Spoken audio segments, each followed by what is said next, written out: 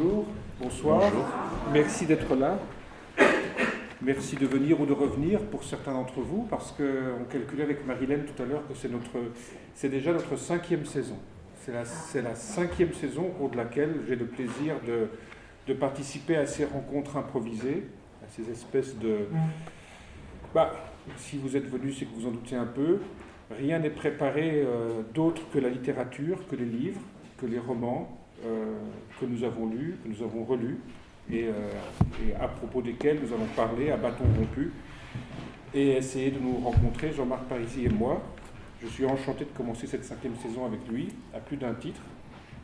Celui de ce soir étant d'abord un titre de Balzac, sans jeu de mots, La peau de chagrin, mais vous verrez que je pense qu'à partir de là, puisque roman il y a, nous aurons l'occasion de dériver très vite vers des pages plus contemporaines. Alors j'ai dit que je prêchais d'exemple. On m'a équipé de ceci il n'y a pas très longtemps. Je ne suis pas encore très habitué, mais je sais qu'il faut le couper, c'est possible, ou le mettre sur vibreur. Moi, personnellement, ça ne me dérange pas trop, mais je crois que ce serait plus agréable pour tout le monde. Comment ça marche ?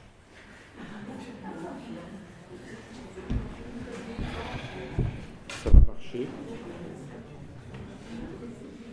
Il faut faire comme moi, il faut s'asseoir dessus. Faut s'asseoir. Ah, ça c'est pas mal, évidemment. Ou alors, effectivement, faites comme Jean-Marc Parisis, asseyez-vous sur votre portable le temps que ça dure. Composez 3 fois le code PIN, il est erroné, et après vous ne pouvez plus vous en servir. C'est exactement ce que je viens de faire. Très bonne idée. C'est pour ne pas être dérangé du tout pendant que je l'ai. Alors, Jean-Marc, ça devait arriver fatalement. Jean-Marc Parisis a choisi de nous lire des extraits de La peau de chagrin. Il s'en expliquera s'il le veut bien plus tard, si je n'oublie pas de lui poser la question, parce que très souvent nous dérivons. La peau de chagrin que, pour l'occasion, Jean-Marc Parisis a relu dans cette édition, celle de notre partenaire, comme toujours, pour ces rencontres, c'est-à-dire l'édition Garnier-Flammarion, qui a été procurée assez récemment par Nadine Satia, avec une bibliographie mise à jour en 2013, avec des appendices assez importants. Cette édition comprend notamment, outre une chronologie, la préface de Balzac à l'édition de 1830 et une importante présentation de Nadine Satia. Bref, c'est une excellente édition dans laquelle vous trouverez également une petite interview de Jean-Marc Parisis qui, je l'espère, ne fera pas double emploi avec notre rencontre aujourd'hui. Si, je l'ai apprise par cœur, parce que comme ça, je n'ai aucune imagination. Nous sommes dans un théâtre, c'est très bien, donc il a répété, moi je me contenterai, alors j'improviserai sur son canevas, et tout ça pour un prix qui est de plus en plus dérisoire par rapport au paquet de cigarettes, parce que plus les années passent, et plus les paquets sont chers, et moins les livres le sont. Donc voilà, l'affaire devient de plus en plus excellente. Pour 4 euros, c'est quand même effarant, pour 4 euros, vous pouvez vous offrir cet excellent Balzac, qui donc, entre parenthèses, suit le texte dit du Furne corrigé. Ce n'est pas tout à fait la première édition, c'est la dernière édition revue par Balzac. On aura peut-être l'occasion d'y revenir, là encore, si je n'oublie pas. Mais Jean-Marc Parisis, il est temps que je vous laisse la parole et le soin de présenter les extraits que vous souhaitez nous lire aujourd'hui. Alors je pense que je vais commencer par lire. On peut s'adresser au public. On improvise absolument. Nous sommes entre nous. Voilà. Je vais commencer par lire et puis je laisserai le silence s'installer. Et peut-être d'autres choses viendront après. Le premier passage, c'est un vieux marchand de curiosités qui s'adresse au héros de La peau de chagrin. Le héros de La peau de chagrin s'appelle Raphaël de Valentin. Et le marchand de curiosités va lui céder en fait, La peau de chagrin. Et ça, c'est le discours du marchand de curiosités à Raphaël. Je vais vous révéler en peu de mots un grand mystère de la vie humaine. L'homme s'épuise par 2 actes instinctivement accomplis qui tarissent les sources de son existence. Deux verbes expriment toutes les formes que prennent ces deux causes de mort, vouloir et pouvoir. Entre ces deux termes de l'action humaine, il est une autre formule dont s'emparent les sages, et je lui dois le bonheur et ma longévité. Vouloir nous brûle et pouvoir nous détruit, mais savoir laisse notre faible organisation dans un perpétuel état de calme. Ainsi, le désir ou le vouloir est mort en moi, tué par la pensée. Le mouvement ou le pouvoir s'est résolu par le jeu naturel de mes organes. En deux mots, j'ai placé ma vie non dans le cœur qui se brise, non dans les sens qui s'émoussent, mais dans le cerveau qui ne s'use pas et qui survit à tout. C'est vraiment quelque chose d'intéressant parce que d'une certaine façon, c'est un marchand de curiosité, mais il parle exactement comme un écrivain. En tout cas, ce qui pour moi est un écrivain. Rien d'excessif n'a froissé ni mon âme, ni mon corps. Cependant, j'ai vu le monde entier. Mes pieds ont foulé les plus hautes montagnes de l'Asie et de l'Amérique. J'ai appris tous les langages humains et j'ai vécu sous tous les régimes. J'ai prêté mon argent à un Chinois en prenant pour gage le corps de son père. J'ai dormi sous la tente de l'Arabe sur la foi de sa parole. J'ai signé des contrats dans toutes les capitales européennes. Enfin, j'ai tout obtenu parce que j'ai tout su dédaigner. Ma seule ambition a été de voir. Voir, n'est-ce pas savoir ? Oh, savoir, jeune homme, n'est-ce pas jouir intuitivement ? N'est-ce pas découvrir la substance même du fait, s'en emparer essentiellement ? Que reste-t-il d'une possession matérielle ? Une idée. Jugez alors combien doit être belle la vie d'un homme qui, pouvant empreindre toutes les réalités dans sa pensée, transporte en son âme les sources du bonheur, en extrait mille voluptés idéales, dépouillées des souillures terrestres. La pensée est la clé de tous les trésors, elle procure les joies de l'avare, sans en donner les soucis. Aussi ai-je plané sur le monde où mes plaisirs ont toujours été des jouissances intellectuelles. Mes débauches étaient la contemplation des mers, des peuples, des forêts, des montagnes. J'ai tout vu, mais tranquillement, sans fatigue. Je n'ai jamais rien désiré, j'ai tout attendu. Je me suis promené dans l'univers comme dans le jardin d'une habitation qui m'appartenait. Ce que les hommes appellent chagrin, amour, ambition, revers, tristesse, sont pour moi des idées que je change en rêverie. Au lieu de les sentir, je les exprime, je les traduis. Au lieu de leur laisser dévorer ma vie, je les dramatise, je les développe. Je m'en amuse comme de romans que je lirais par une vision intérieure. N'ayant jamais lassé mes organes, je jouais encore d'une santé robuste. Mon âme ayant hérité de toute la force dont je n'abusais pas, cette tête est encore mieux meublée que ne le sont mes magasins. Là, dit-il en se frappant au front, là sont les vrais millions. Ça m'intéresse parce que chez Balzac, qui est un malin quand même, vraiment un écrivain malin, il y a toujours un moment dans ses romans, un passage où, d'une certaine façon, il aborde, de manière détournée ou non, l'acte d'écrire et son propre travail, sa propre poétique en quelque sorte. Et comme je vous le disais tout à l'heure, c'est un marchand de curiosité, c'est un vieux monsieur qui parle, mais finalement, de pouvoir voyager de pays en pays par la rêverie, de pouvoir finalement ne rien vouloir, ne rien pouvoir, mais tout penser, pour moi, c'est le grand privilège de l'écrivain. Alors, il y a quand même une différence absolue, c'est que il y a quand même quelque chose de très fatigant dans l'écriture. C'est qu'il faut écrire. C'est peut-être la différence entre le marchand de curiosité et l'écrivain, c'est qu'il ne s'agit pas simplement d'imaginer, il s'agit aussi de mettre en forme.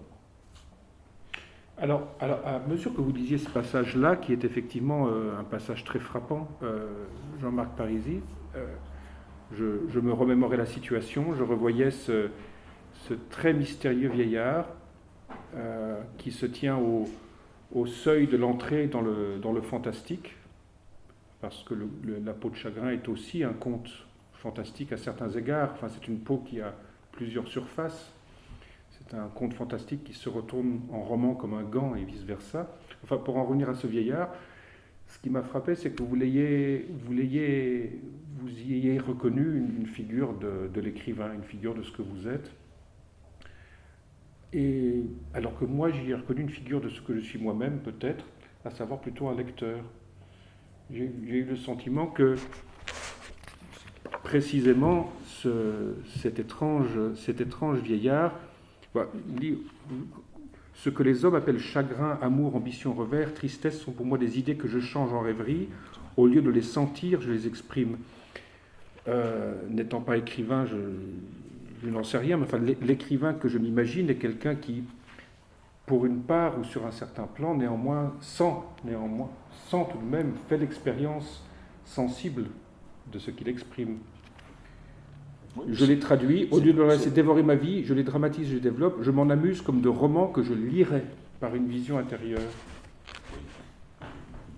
Mais c'est pas contradictoire. Non, c'est pas contradictoire. Vous y avez vu c'est pas contradictoire pour une autre raison, c'est que la notion de vision intérieure est chez Balzac pour moi essentielle. Il est bien évident que la notion notamment de voyance, c'est à mon avis une des clés du mystère de l'œuvre gigantesque de Balzac. Pour une raison simple, c'est que si l'on songe à sa courte vie, si l'on songe à tout ce qu'il a écrit, matériellement, il n'avait pas le temps de vérifier. Et il n'avait pas le temps de... C'est pour ça que ce n'est pas forcément un écrivain. C'est un écrivain réaliste, mais c'est aussi un écrivain d'ordre fantastique. C'est que visionnaire, c'est que évidemment, il avait des dons de voyance, c'est-à-dire qu'il n'avait pas besoin, justement, à mon avis, d'éprouver tout pour pouvoir tout écrire. Et ça, c'est la force absolue. Pour le reste, oui, mais vous savez, un écrivain a intérêt à être son propre lecteur. Hein. Parce que je peux vous dire que je connais quelques écrivains qui ne se relisent pas. Et ça donne ce que ça donne. Donc, voilà. Mais c'est intéressant. Comme quoi, c'est quand même un type tout à fait, comment dirais-je, Balzac est un homme tout à fait généreux, puisque quand on le lit, un écrivain peut penser à lui, et le lecteur peut penser à ce qu'il est en tant que lecteur. Voilà. Et puis une autre question, oui. Une autre question que votre lecture a suscité en moi, toujours à partir de cette question de l'écrivain, ou du lecteur d'ailleurs, cet homme, ce vieillard, a choisi une troisième voie entre le vouloir et le pouvoir, c'est le savoir, donc qui intervient curieusement comme moyen terme, dans un intervalle entre vouloir et savoir. Ça n'est pas simplement un troisième terme qui viendrait compléter le tableau des possibilités, mais une sorte de ligne d'équilibre ou de ligne de faille qui seule permettrait de s'en tirer dans l'existence et de ne pas s'épuiser, de ne pas dépenser son capital d'énergie ou d'existence. Le savoir avant tout. Et ce savoir s'inscrit dans le cerveau. L'organe du savoir, c'est le cerveau. C'est d'ailleurs là que vous avez dit que vous reconnaissiez l'écrivain. Dans cette façon de placer le cerveau par-dessus tout. Ce serait l'organe premier, plus que le cœur ou d'autres que je me garderai de nommer ici. Mais si le savoir est le bien le plus haut, la forme d'existence la plus précieuse aux yeux de ce marchand de curiosité, pourquoi donc est-il marchand de curiosité ? Pourquoi avoir accumulé tous ces objets ? Pourquoi avoir créé cette grotte à plusieurs étages en pierre en plein Paris, où il a empilé, ça donne lieu chez Balzac à des pages étourdissantes, où il a empilé des trésors venant de partout et datant de tous les siècles. Quel lien y a-t-il entre cette accumulation de possessions quand même matérielles et cette affirmation que la véritable possession, elle, c'est celle de l'idée? N'oublie pas ce qu'il dit sur la notion de voir. C'est-à-dire qu'il veut les voir. Voilà.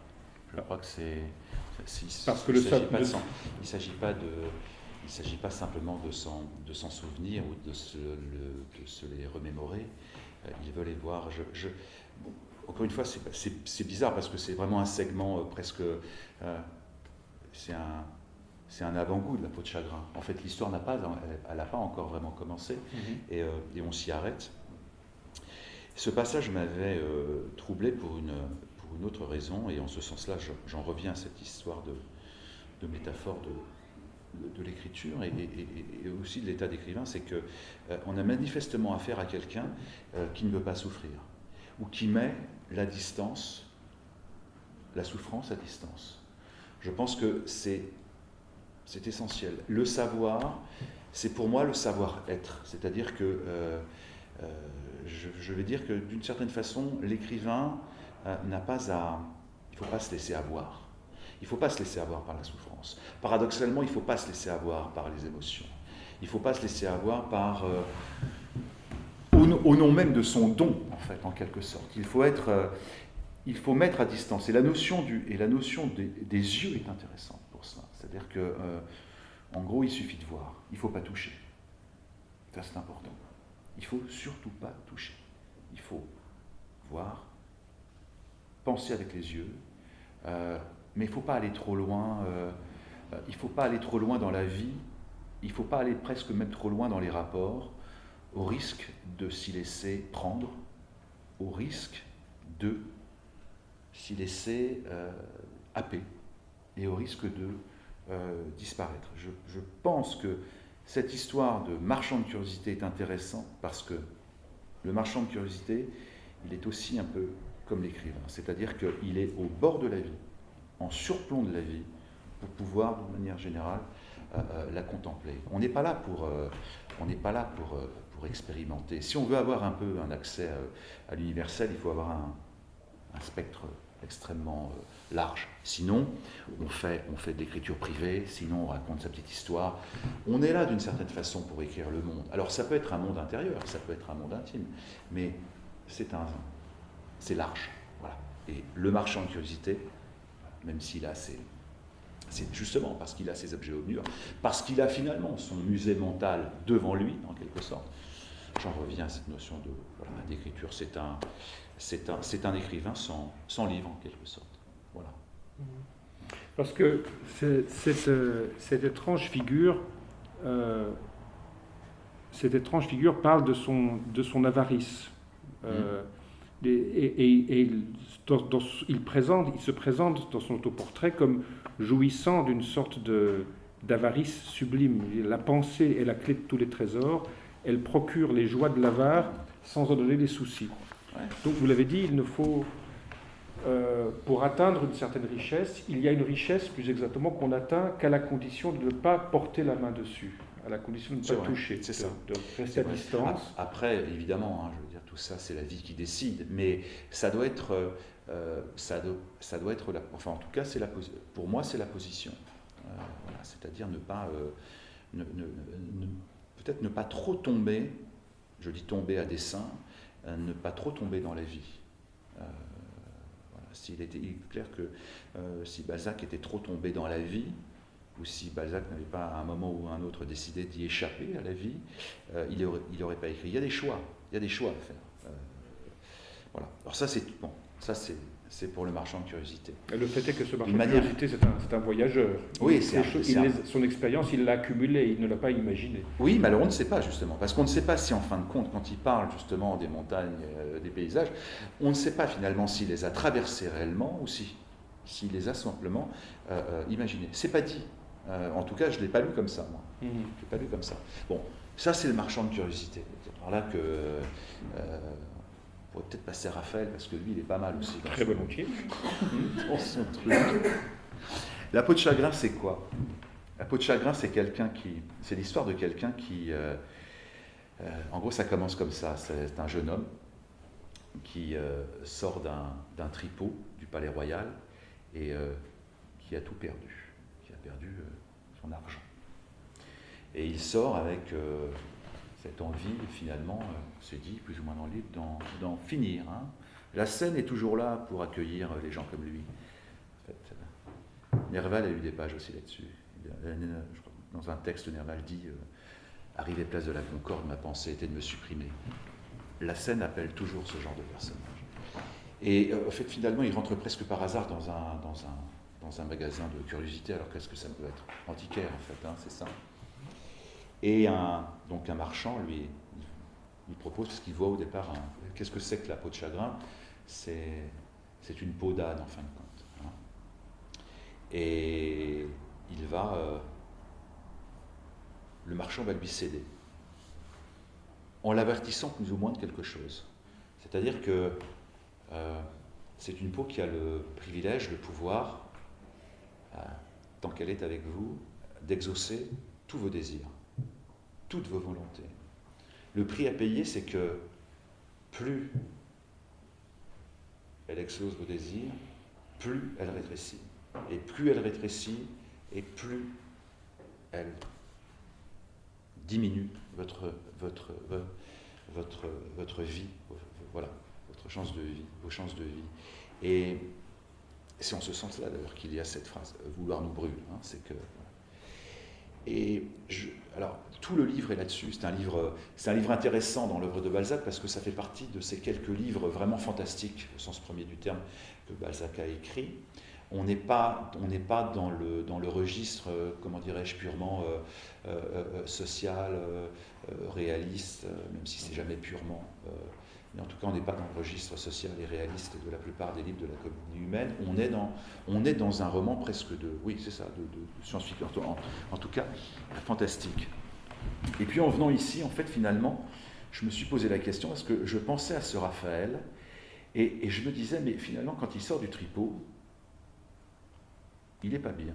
Mais a-t-il jamais été bien?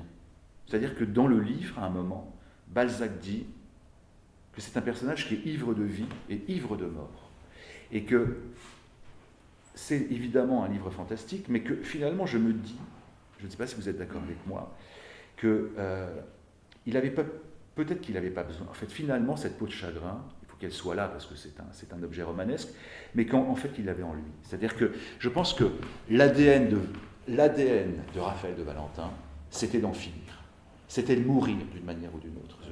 On sent que c'est quelqu'un qui n'est, je le dis dans le texte, dans le questionnaire, on sent que c'est quelqu'un qui n'est pas fini et qui n'est pas armé pour vivre. Je veux dire, il se fait quand même manipuler grandement par une femme. Il est incapable d'aller au bout d'une étude qu'il a entreprise d'un livre, en fait, tout simplement. Et c'est le prototype du viveur, du personnage velléitaire, honnête, c'est pas un méchant garçon, mais c'est quelqu'un qui est manifestement du côté de ceux qui vont partir, mourir, jeunes. Et le texte est troublant parce que généralement chez Balzac, on retrouve les personnages. Dans le cas de La peau de chagrin, Raphaël, c'est une comète. Évidemment, il meurt à la fin. On ne le revoit plus. Fédora, on ne la revoit plus non plus. C'est-à-dire que, bizarrement, on a affaire à des personnages sur essentiellement un livre. Généralement, les personnages de Balzac les destins se croisent, reviennent. Même quand on les a perdus, ils reviennent. Là, non. Donc, ça m'intéressait également de travailler sur cette peau de chagrin parce que, pour une autre raison, c'est que je ne suis pas spécialement un auteur qui aime la science-fiction ou les romans fantastiques, mais dans ce cas-là, ce qui m'a intéressé, c'est que Balzac utilisait, moi je pense que la fiction a tous les droits, à condition de les utiliser. Et Balzac, en fin de compte, là nous embarque dans quelque chose d'absolument incroyable, et ça marche tout le temps. Et si ça marche tout le temps, alors que c'est incroyable, eh bien peut-être faut-il en déduire que, en fait, finalement, cette peau de chagrin, qui est à la fois l'objet principal et le titre du livre, n'était pas si importante. Parce que, à la limite, il ne l'aurait pas eu, Raphaël allait vers la mort, de toute façon. Voilà. Et je trouve que c'est vraiment un principe de magie que d'avoir glissé quelque chose qui paraît important, alors que quand vous avez terminé le bouquin, vous dites, mais finalement, on n'en avait pas besoin. Ça, c'est la magie d'un écrivain tel que lui. Voilà. Moi, ce qui m'a frappé, effectivement, en relisant cette peau de chagrin, qui était, comme souvent avec Balzac, plutôt un souvenir d'adolescent, un souvenir de lecture d'adolescence. Quand on aime lire, on découvre Balzac vers cet âge-là, souvent, puis on s'embarque vers d'autres horizons. On en a lu une dizaine, et puis on passe à Flaubert, et de là, c'est le grand océan du roman. On revient à Balzac plus tard, et on constate qu'il est lui-même un océan, en effet, très, très varié, très profond, très changeant. C'est un de mes préférés. Plus je le relis, plus c'est un de mes préférés, jusque dans ses imperfections, parce qu'il est un écrivain effectivement d'une force, d'une vitalité extraordinaire. Ça me touche que vous parliez du début suicidaire de Raphaël de Valentin, que j'ai lu personnellement comme une des figures que Balzac a dû tuer sous lui, d'une certaine façon. C'est un de ses doubles qu'il a dû exorciser pour pouvoir écrire tout ce qu'il a écrit. Et en retravaillant et en relisant La peau de chagrin, après vos remarques liminaires, il m'a semblé que c'était comme une sorte de bulle, que tout le roman était une sorte de bulle très irisée, ronde comme le monde, luisant comme une perle, chatoyante de 1000 couleurs, et contenant tout un monde. Ça commence d'ailleurs avec cette extraordinaire boutique de curiosité qui résume les trésors du monde entier. Et pourtant, cette bulle n'est rien. Elle est vide. Elle est prête à éclater à la moindre pointe. Et ce qui le figure, effectivement, c'est que c'est un roman qui commence avec un personnage prêt à se tuer, que rien ne sépare de sa mort, de son suicide, qui rentre par hasard, juste avant de se jeter dans la Seine, dans une boutique de curiosité qui se trouve sur les quais, au bord même de la Seine, et qui là, par hasard, mais ce hasard, comme vous dites, il le porte en lui comme un ADN, va tomber sur cette peau, sur cette très mince peau, qui va être la seule petite paroi qui va le séparer de son suicide, qui néanmoins va advenir. Parce que trouver la peau, ça n'est jamais qu'une autre façon détournée de parcourir le grand cercle qui finira par le conduire à ce point final. Je suis tout à fait d'accord avec vous. C'est-à-dire qu'on a affaire à un personnage qui arrive, qui est déjà mort, pour moi. C'est-à-dire que donc la peau, c'est la sienne, tout simplement. C'est-à-dire qu'il va vers lui-même. Et c'est pour ça, d'ailleurs, vous parlez de bulle, je trouve que c'est un très beau... C'est très juste parce que quand je pense à une bulle, je pense également à une forme de... vous parlez d'irisé, mais c'est aussi une forme de fantaisie. Il y a de la fantaisie. D'ailleurs, la fin est une fin de conte où, d'une certaine façon, il y a des... on ne peut pas tout dire, mais Balzac se demandait alors, et quelle est...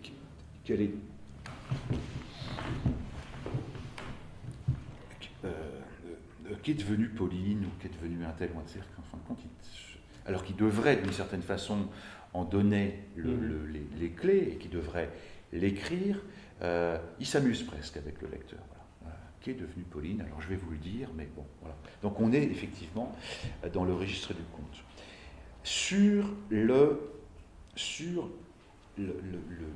la fascination qu'on peut éprouver pour Balzac, qui est la vôtre, qui est la mienne, est-ce que vous pouvez me permettre de lire un autre passage? Très volontiers.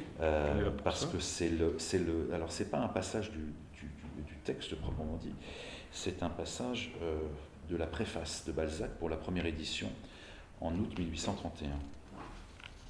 Et là encore, c'est formidable parce que voilà encore quelqu'un qui, sans parler tout à fait de lui, nous indique exactement qui il est. Beaucoup d'hommes distingués sont doués du talent d'observer, sans posséder celui de donner une forme vivante à leurs pensées. Comme d'autres écrivains ont été doués d'un style merveilleux, sans être guidés par ce génie sagace et curieux, qui voit et enregistre toutes choses. De ces deux dispositions intellectuelles résultent en quelque sorte une vue et un toucher littéraire.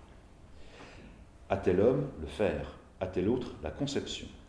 Celui-ci joue avec une lyre sans produire une seule de ces harmonies sublimes qui font pleurer ou penser. Celui-là compose des poèmes pour lui seul, faute d'instruments.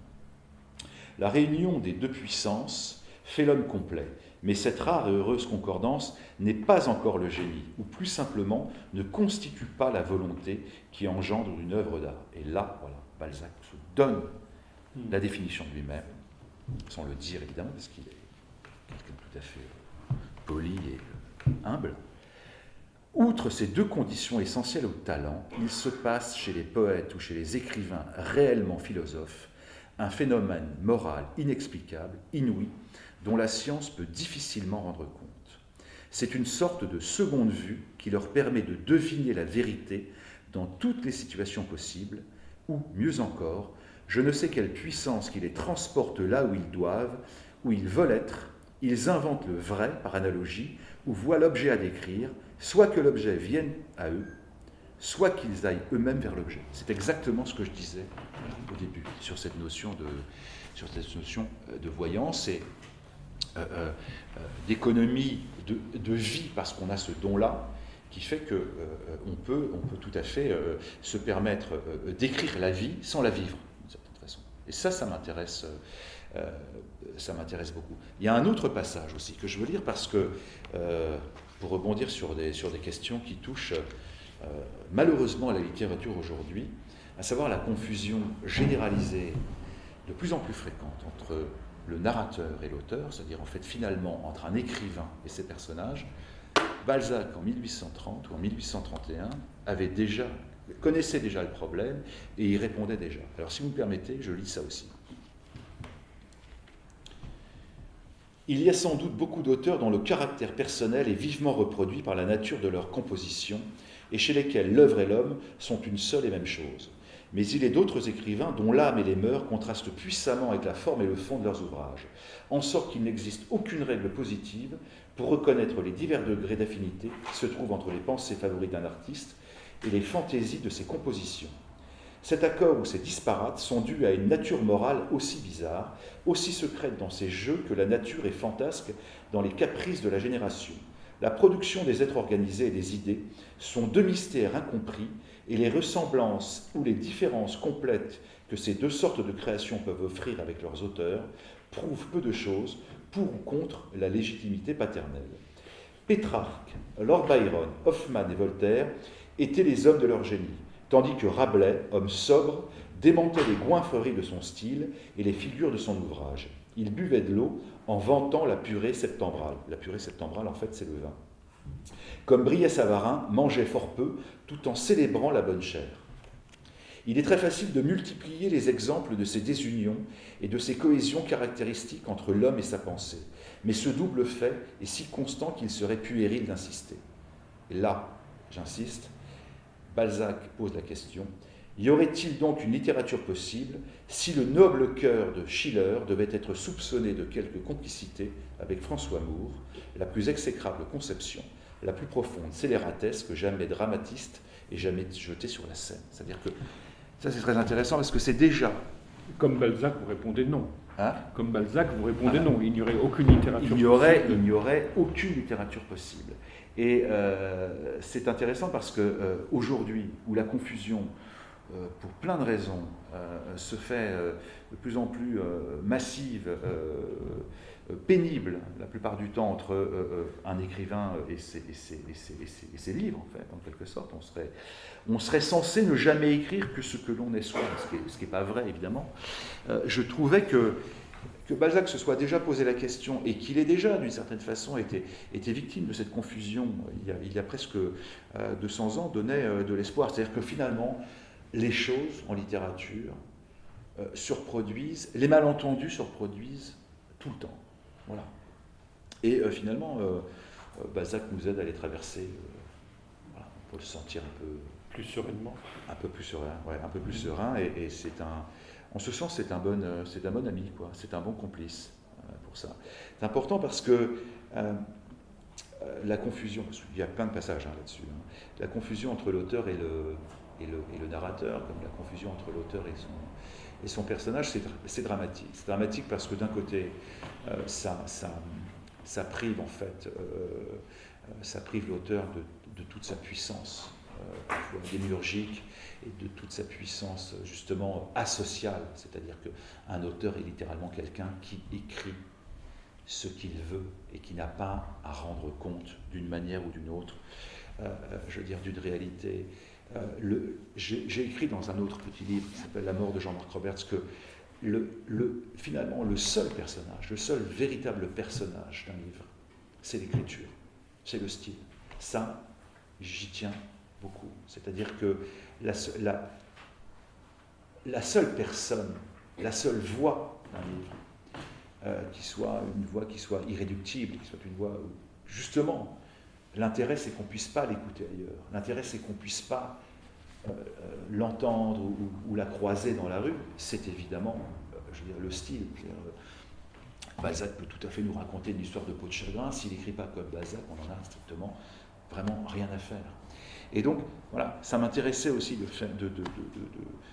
réfléchir à cette notion de pouvoir de l'écriture dans un monde qui me semble de moins en moins mériter l'imagination. Voilà. Alors, toujours à propos de cette préface de 1831, où Balzac dresse effectivement une sorte d'autoportrait discret de son propre génie ou de sa propre puissance, il parle de trois qualités, dont la troisième est inexplicable, prodigieuse. Il faut une force de conception, mais le cerveau peut alors être déconnecté de la main. Il faut une force d'expression ou de langage, mais alors la phrase est peut-être déconnectée de la pensée. Et il y a des gens qui ont une qualité et qui n'ont pas l'autre. Et Balzac, si je me rappelle bien le passage que vous avez choisi de lire, Balzac dit, bon, alors si on joint les deux, si on connecte le cerveau et la main, la conception et l'expression, est-ce que ça suffit? Et Balzac, de façon surprenante, répond non, ça ne suffit pas. Il y a un troisième ingrédient, voilà, inexplicable, inouï, mystérieux, qui est de l'ordre de la volonté. C'est un rapport avec ce que vous dites, qui est de l'ordre d'une volonté qui invente la vérité. Oui, c'est-à-dire, alors, la réunion des deux puissances fait l'homme complet, mais cette rare et heureuse concordance n'est pas encore le génie, ou tout simplement ne constitue pas la volonté qui engendre une œuvre d'art. La marque du génie, c'est ce que vous dites, c'est une sorte de seconde vue qui leur permet de deviner la vérité dans toutes les situations possibles, ou mieux encore, je ne sais quelle puissance qui les transporte là où ils doivent, où ils veulent être. Et c'est un phénomène moral, inexplicable, inouï, dont la science peut difficilement rendre compte. Moi, ça me plaît beaucoup, cette histoire qu'on ne puisse pas réduire l'écrivain à une analyse scientifique. C'est-à-dire que c'est en ce sens-là que, je veux dire, c'est un bonheur quotidien, finalement, même si, oui, c'est un bonheur quotidien de se dire qu'on peut écrire des livres. C'est qu'on a véritablement l'impression d'échapper à tout, qu'on vient d'ailleurs, et que on ne sera jamais expliqué. C'est-à-dire qu'on est un mystère. Et c'est le mystère, en fin de compte, qui à la fois nous permet d'écrire et nous protège, en fait, en quelque sorte. Parce que, encore une fois, j'en reviens, alors, Balzac, en ce sens-là, d'ailleurs au premier sens du terme, c'est un monstre. C'est-à-dire que scientifiquement, presque je veux dire, n'importe quel autre homme constitué comme normalement n'aurait jamais pu faire ce qu'il a fait. Là, on est dans l'ordre de la transcendance, on est dans l'ordre d'une forme de monstruosité, mais au bon sens du terme, d'exception, de magie.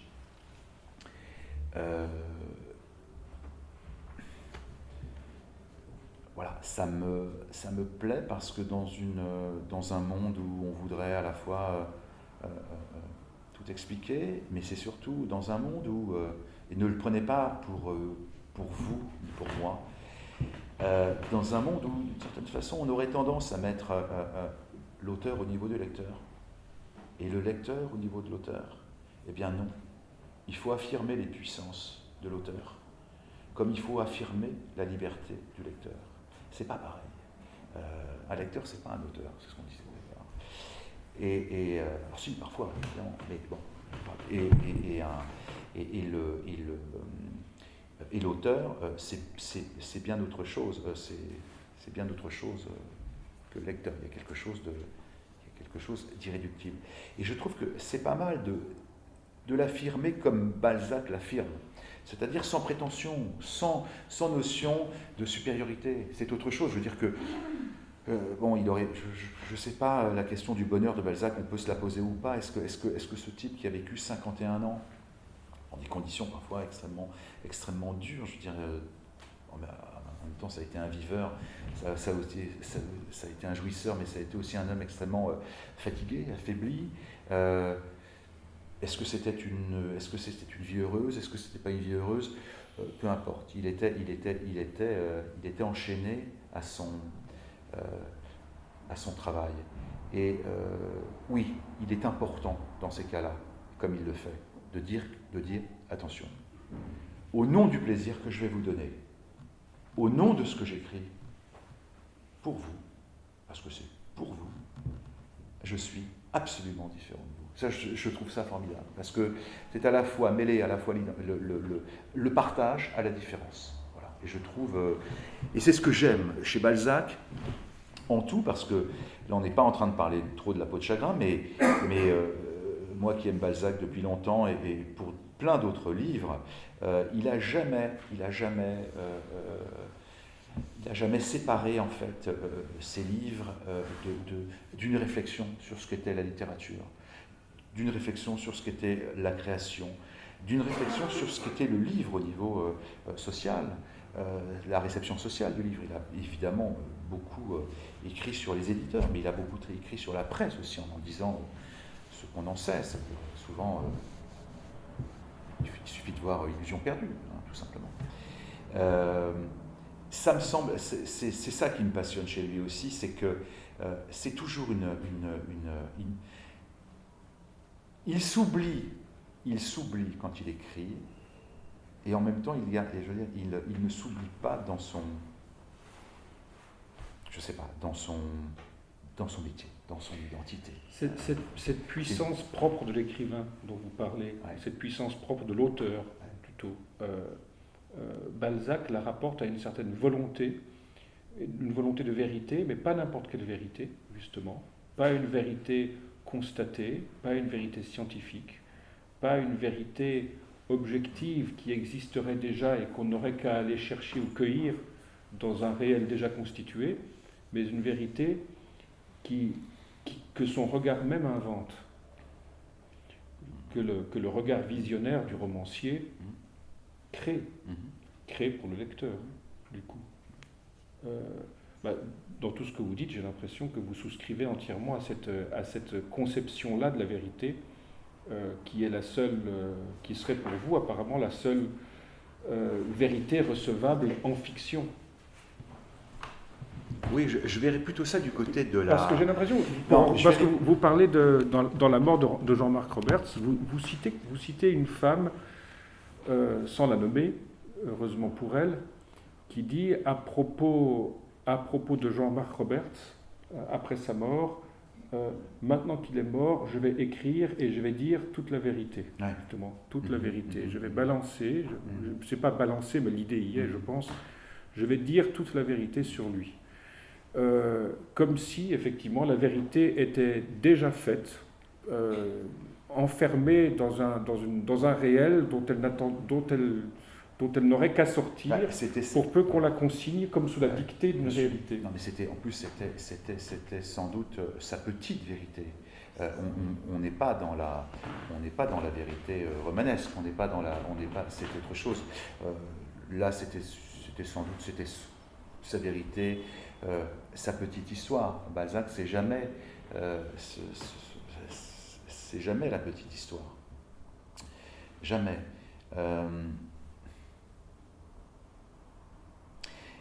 On s'en moque. En fait, finalement, je crois qu'on s'en moque de la vérité quand on écrit.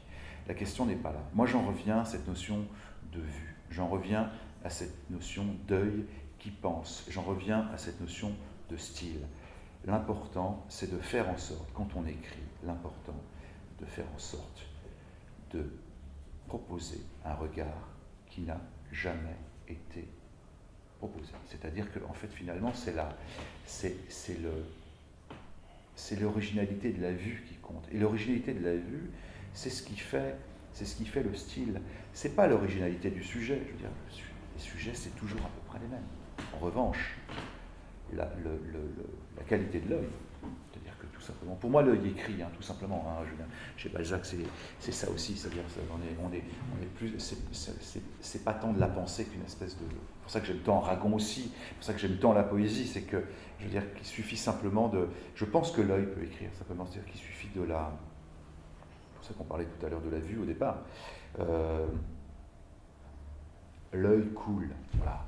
Et pour moi, l'œil coule pas de larmes, mais il coule de mots. De mots, vision. L'œil est un organe pour moi qui parle. Voilà, c'est un organe qui dit.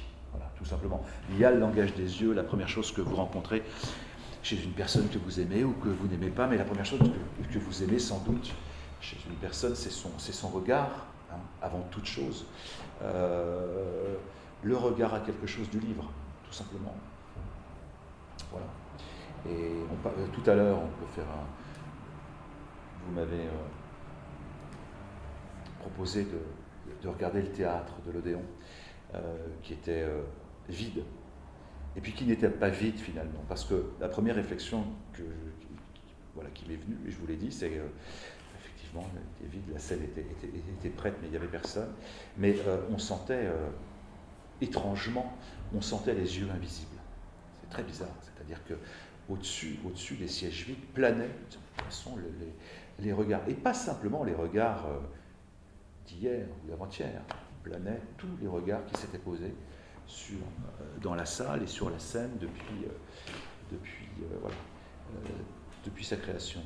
Alors c'est peut-être ça finalement. Alors là-dessus, donc peu importe la vérité, je veux dire la vérité. C'est pour ça que j'aime bien. C'est pour ça que j'aimais bien Jean-Marc Roberts, pour parler de lui. C'est que la vérité, on s'en fout. Il n'y en a pas. Qui peut la dire? En revanche, la qualité de l'œil, les irisations dont vous parlez, les couleurs. Écrire, c'est quoi? C'est tout simplement toujours inventer des couleurs. Toujours. C'est toujours peindre. Je veux dire, on parle de Balzac. C'est sans doute en rapport avec le titre de votre dernier roman. Absolument. La recherche de la couleur. Ouais. C'est de ça que vous parlez. Toujours. Alors. C'est toujours. Est-ce que c'est ça que vous appelez ailleurs le réel? Le réel. Par opposition à cette vérité que vous semblez rejeter, alors que je parlais d'une vérité justement à inventer par l'œil. Voilà, c'est celle moi, c'est ce que j'allais vous dire. Moi, la notion de réel me gêne au sens où elle serait déjà préétablie. Le réel, d'une certaine façon, c'est ce que vous écrivez. Je veux dire, le réel, c'est ce que vous voyez. Il n'y a pas de réel préexistant à l'œil, il n'y a pas de réel préexistant au langage, il n'y a pas de réel. Vous voyez ce que je veux dire? C'est-à-dire que tout ça est une espèce d'immanence. On crée tout ça tout le temps, et c'est ce qui donne, d'une certaine façon, un bon livre. Voilà. Les gens qui copieraient, on n'est pas là pour copier le réel, on n'est pas là pour enregistrer et pour ensuite après faire un travail de greffier qui consisterait d'une certaine façon à dire « Ah, il a dit ça, on va le répéter ». On n'est pas des rapporteurs, on n'est pas des... Voilà, on n'est pas des... Des greffiers. Des greffiers, on n'est pas...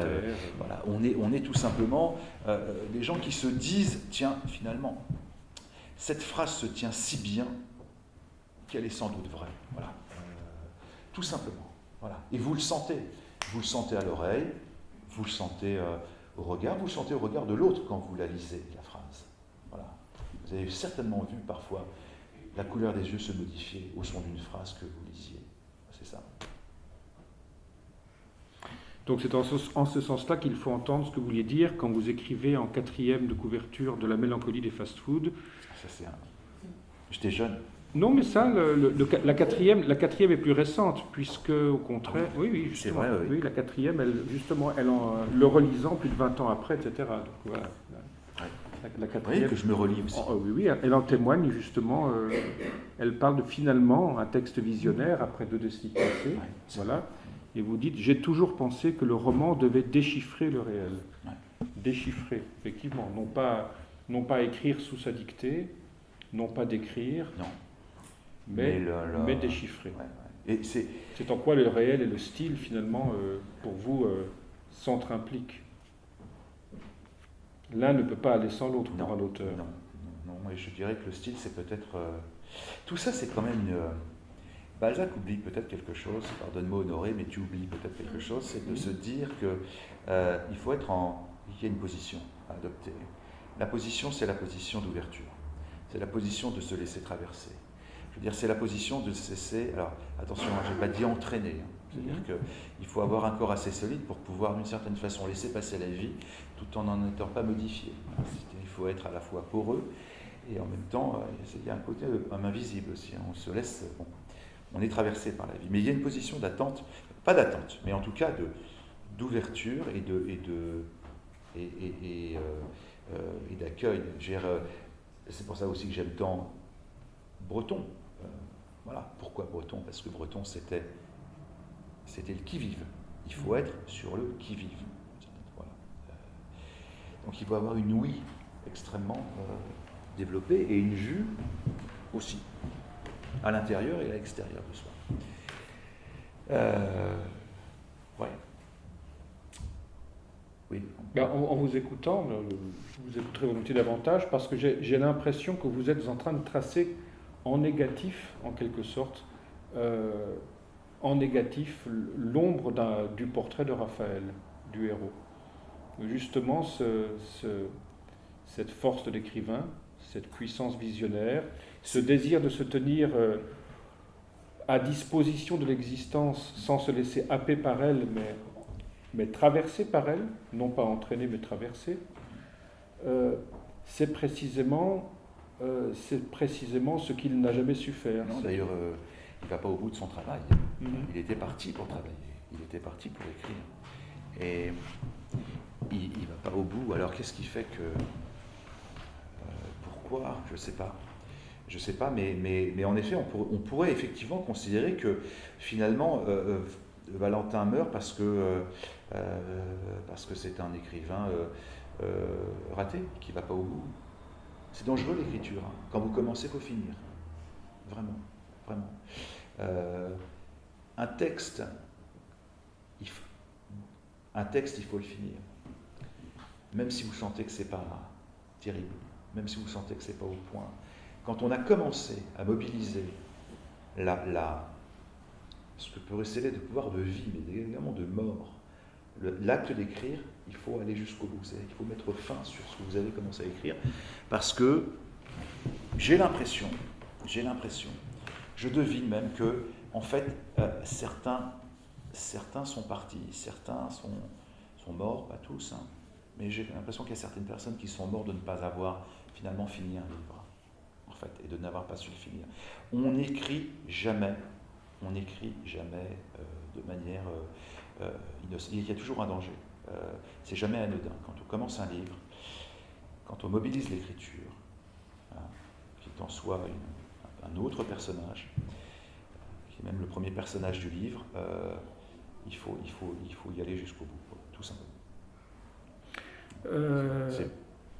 C'est pas mystique, mais oui, il y a un peu de ça. Il y a un peu de ça. Je comprends pourquoi vous tenez tant à la distinction, en vous écoutant, pourquoi vous tenez tant à la distinction entre narrateur et auteur. Vous y tenez d'autant plus que vous-même, vous écrivez souvent, vous inventez souvent des narrateurs à la première personne. Oui, mais c'est jamais moi. Je crois d'abord, je crois que c'est la moindre des choses, et puis surtout...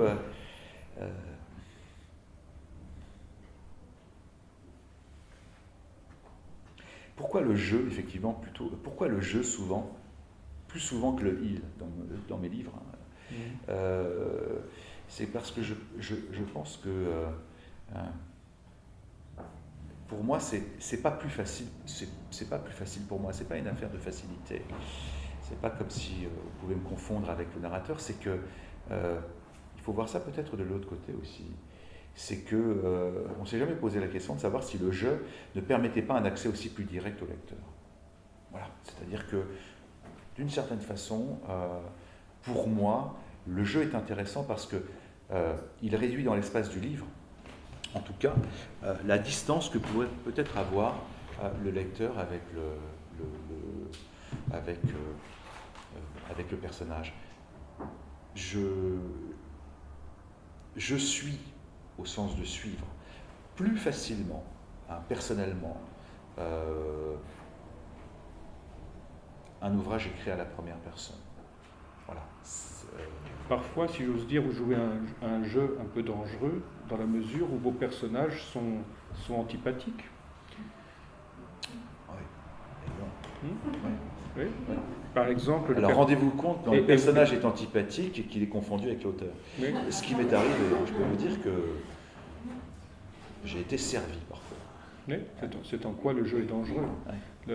Soit il peut être difficile d'entrer en contact avec un personnage antipathique, mais il est encore plus pénible de le confondre avec l'auteur. Oui, c'est vrai. C'est vrai, mais bon, à partir de là... Vous savez, je veux dire, l'écrivain dispose, enfin l'écrivain propose et le lecteur dispose, c'est-à-dire que moi je ne me sens pas engagé par la bêtise du lecteur qui me confondrait avec. Je veux dire, il fait ce qu'il veut, quoi. Vous voyez ce que je veux dire? C'est qu'on ne peut pas toujours se... dire, Oui, difficilement les bons lecteurs, ça me convient. Les autres, tant pis. Tant pis pour eux. Tant pis pour eux. Mais vous n'avez jamais essayé de moduler le rapport, même à l'intérieur du jeu, comme le fait Balzac, par exemple, justement dans La peau de chagrin. J'ai l'impression, à mesure qu'on lit La peau de chagrin, que Raphaël est à différentes distances, que Balzac emploie différentes focales. Le personnage peut être touchant, il peut être émouvant, il devient odieux, et il devient totalement... il finit desséché comme une sorte de corps étranger assez effrayant. C'est vrai, mais pour parler en termes de personnalité... Est-ce que vous, dans vos romans, vous n'avez jamais conduit ce genre de Si, mais d'expérience? pour une raison simple, c'est que de toute façon, dans mes romans, il n'y a pas de personnage qui soit absolument tranché. C'est-à-dire que de toute façon, le jeu admet complètement la nuance. Moi, en fait, à la limite, quitte à me contredire, il n'y a pas vraiment de... pour moi, il n'y a pas vraiment de différence, d'une certaine façon. Et encore une fois, dans la mesure où c'est l'écriture qui est la première personne du texte. C'est pas... Voilà. Non, c'est pas gênant. C'est pas gênant. J'ai eu le sentiment que j'ai eu le sentiment que vous conduisiez une expérience de ce genre-là, je ne sais pas si c'était conscient ou non, dans un de vos romans, je pense à Physique. Mais Physique, c'est le... Parce que Physique, ce roman-là, franchement, en le lisant, je n'ai pas arrêté de penser à La peau de chagrin. Ben oui, parce que c'est un peu l'histoire. Ben voilà. D'ailleurs, je dis dans le questionnaire que Balzac m'a fait comprendre quelque chose, c'est qu'effectivement, la fiction a tous les droits si elle les utilise. Et Physique, c'est ça. Et Physique, c'est juste l'histoire d'un type qui rajeunit. C'est un peu plus que ça. Oui, c'est aussi l'histoire d'un type qui commence par sa propre mort. Mais voilà. Alors, par sa propre mort, mais c'est ça, et c'est aussi l'histoire de quelqu'un qui rajeunit, le rajeunissement étant évidemment consécutif à une forme de châtiment. C'est-à-dire qu'il rajeunit au point de repartir d'où il était, c'est-à-dire de rien, en tout cas. Il va jusqu'au limbe. Voilà, c'est là où en fait la différence entre le je et il ne se fait pas, parce que c'est quand même un livre écrit à la première personne. Or, c'est un livre écrit à la première personne d'un personnage qui, d'une certaine façon, disparaît. Donc, manifestement, ça ne peut pas être lui qui l'a écrit, ou alors il faudrait considérer qu'il l'écrit d'un autre monde. Alors, tout ça, à mon avis, c'est pas très important. C'est pas très important. Je crois que ce qu'il y a derrière tout ça, ce qu'on est en train de vouloir dire, ce qu'on est en train de vouloir cerner, c'est qu'on est absolument aujourd'hui gêné, et de plus en plus gêné, par cette confusion de la littérature et d'une forme de rapport et d'une forme de témoignage. Je vais vous lire un passage parce que ça permet de rebondir sur Balzac que je cite à la fin. Vous savez qu'aujourd'hui, on ne parle pas seulement de romans, on parle d'objets littéraires, de littérature expérimentale, d'autofiction, et même de romans vrais. C'est quand même étonnant, ça. Alors, voilà ce que j'ai écrit. Face à l'inflation des nouveaux labels, il n'était plus rare de voir préciser en tête d'ouvrage les avis préventifs et tautologiques. Ce roman est une fiction. Et ça, c'est vrai. De plus en plus, vous avez affaire, écrit par c'est les éditeurs. Ce roman est une fiction. Y aurait-il un roman qui ne soit pas une fiction? Maintenant, il faut le préciser. Ou ce roman est une œuvre d'imagination. Ce qui avait toujours été le cas, ce qui ne faisait aucune discussion, devient aujourd'hui quelque chose qu'il faut préciser. Ça veut dire quoi? Ça veut dire que tout simplement, tous les romans qui ne sont pas des œuvres d'imagination, tous ces romans qui ne sont pas finalement des fictions, ne sont tout simplement pas des romans. Voilà, c'est tout à fait... Voilà. Donc, c'est quand même... On est dans une zone aujourd'hui, on est dans un changement, que j'appelle un changement anthropologique, où il faut quand même redéfinir la puissance de l'imaginaire, où il faut se dire qu'un roman, c'est un roman, qu'il ne faut pas chercher derrière le roman, qu'il faut plutôt chercher à côté, tout simplement. Et que c'est surtout une chose, c'est que moi je plains les lecteurs qui vont chercher dans les livres des histoires qu'on leur raconterait ailleurs. Lire un livre, c'est tout simplement être en rapport avec une histoire qui n'aurait pas pu être racontée autrement que par écrit. Voilà. Si c'est pour lire des scénarios de cinéma, des histoires, des blogs, ou des choses comme ça, c'est pas des livres, ça. Je veux dire, il faut... J'en reviens au style, tout simplement. Ce qui doit être dans le livre, c'est tout ce qu'on ne peut pas lire, c'est tout ce qu'on ne peut pas lire ailleurs. Voilà. C'est tout ce qu'on ne peut pas lire sur Internet, c'est tout ce qu'on ne peut pas lire dans la presse people, c'est tout ce qu'on ne peut pas entendre des politiques. Voilà. La parole littéraire, l'espace littéraire est une parole rare, à la fois complètement filtrée et complètement profuse, à la fois rare et riche en même temps. Et voilà. Pour moi, c'est ça la littérature.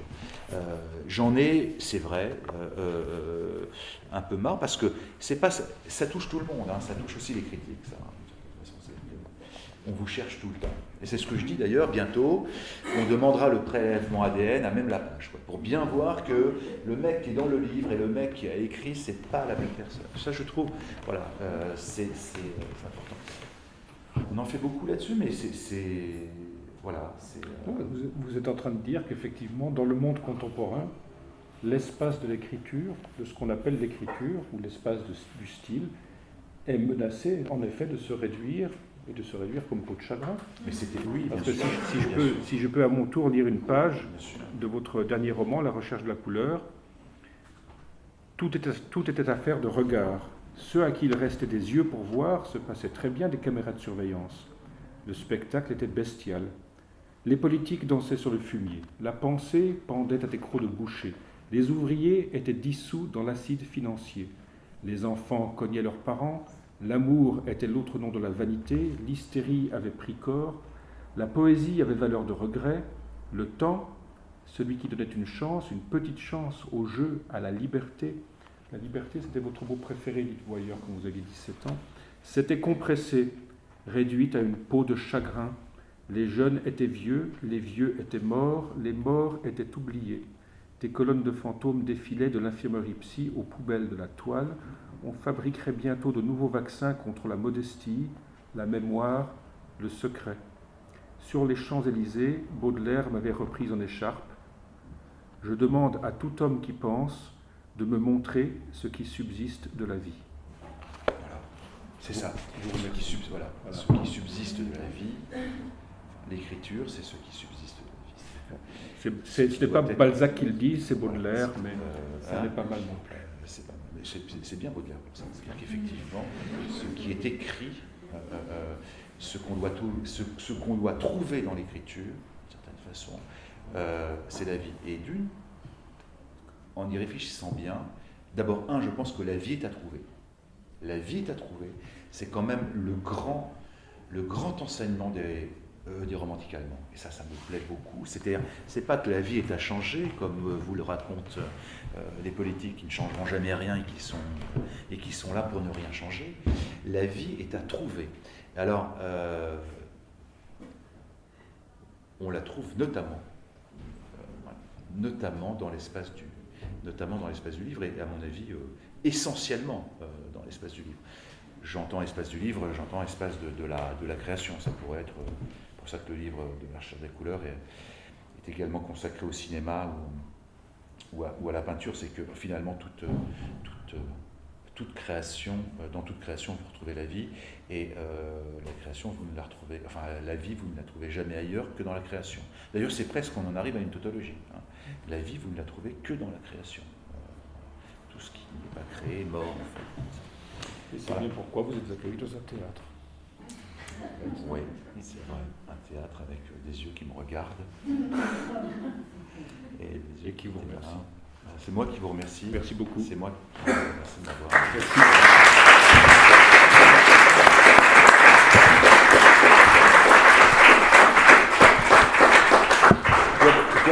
Je dois simplement vous dire une chose, c'est que il y a eu des moments, lorsque je parlais, faire un petit aveu, on n'est pas très loin. Alors c'est pour ça que parfois ça peut partir un peu loin, de manière un peu lointaine et peut-être parfois un peu confuse, c'est qu'on n'est pas très très loin dans ces cas-là du principe d'écrire. C'est-à-dire qu'il y a quelque chose qui relève au moment même où je parlais, il y avait des choses qui me venaient qui relevaient tout simplement en fait de l'écriture. Alors j'aurais été sur une page, il y a beaucoup de choses que j'aurais rayées, que j'aurais remis différemment, mais ce que j'ai voulu faire, parce que ça me semblait, c'est pas que j'ai voulu le faire, c'est que ça s'est passé comme ça, c'est que d'une certaine façon, je ne voulais pas me mettre face à vous en position de parler, je voulais me mettre face à vous en position d'écrire, parce que c'est peut-être ça un écrivain, c'est toujours quelqu'un qui, en fin de compte, fait semblant de parler, mais au fond, il est toujours en train de chercher à écrire. Voilà. À mon tour, j'ai quelque chose de beaucoup plus trivial à dire.